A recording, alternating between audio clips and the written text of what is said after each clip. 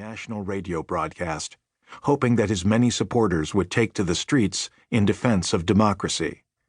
But the resistance never materialized. The military police who guarded the palace had abandoned him. His broadcast was met with silence.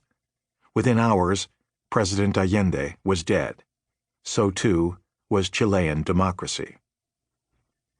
This is how we tend to think of democracies dying, at the hands of men with guns. During the Cold War, coup d'etat accounted for nearly 3 out of every 4 democratic breakdowns. Democracies in Argentina, Brazil, the Dominican Republic, Ghana, Greece, Guatemala, Nigeria, Pakistan, Peru, Thailand, Turkey, and Uruguay all died this way. More recently, military coups toppled Egyptian President Mohamed Morsi in 2013 and Thai Prime Minister Yingluck Shinawatra in 2014. In all these cases, democracy dissolved in spectacular fashion through military power and coercion. But there is another way to break a democracy. It is less dramatic, but equally destructive. Democracies may die at the hands not of generals, but of elected leaders, presidents or prime ministers who subvert the very process that brought them to power. Some of these leaders dismantle democracy quickly, as Hitler did in the wake of the 1933 Reichstag fire in Germany. More often, though, democracies erode slowly, in barely visible steps. In Venezuela, for example, Hugo Chavez was a political outsider who railed against what he cast as a corrupt governing elite, promising to build a more authentic democracy that used the country's vast oil wealth to improve the lives of the poor. Skillfully tapping into the anger of ordinary Venezuelans, many of whom felt ignored or mistreated by the established political parties, Chavez was elected president in 1998. As a woman in Chavez's home state of Barinas put it on election night, democracy is infected, and Chavez is the only antibiotic we have. When Chavez launched his promised revolution, he did so democratically. In 1999, he held free elections for a new constituent assembly, in which his allies won an overwhelming majority.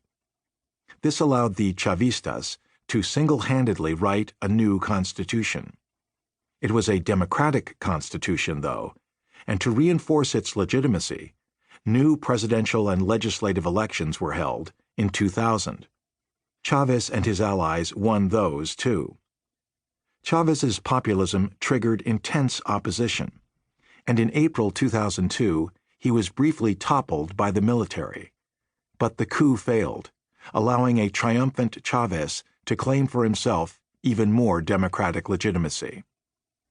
It wasn't until 2003 that Chavez took his first clear steps toward authoritarianism. With public support fading, he stalled an opposition-led referendum that would have recalled him from office until a year later, when soaring oil prices had boosted his standing enough for him to win. In 2004, the government blacklisted those who had signed the recall petition and packed the Supreme Court. But Chavez's landslide re-election in 2006 allowed him to maintain a democratic veneer. The Chavista regime grew more repressive after 2006, closing a major television station, arresting or exiling opposition politicians, judges, and media figures on dubious charges, and eliminating presidential term limits so that Chavez could remain in power indefinitely. When Chavez, now dying of cancer, was re-elected in 2012, the contest was free, but not fair. Chavismo controlled much of the media and deployed the vast machinery of the government in its favor. After Chavez's death a year later, his successor, Nicolás Maduro, won another questionable re-election, and in 2014, his government imprisoned a major opposition leader. Still, the opposition's landslide victory in the 2015 legislative elections seemed to belie critics' claims that Venezuela was no longer democratic. It was only when a new single-party constituent assembly usurped the power of Congress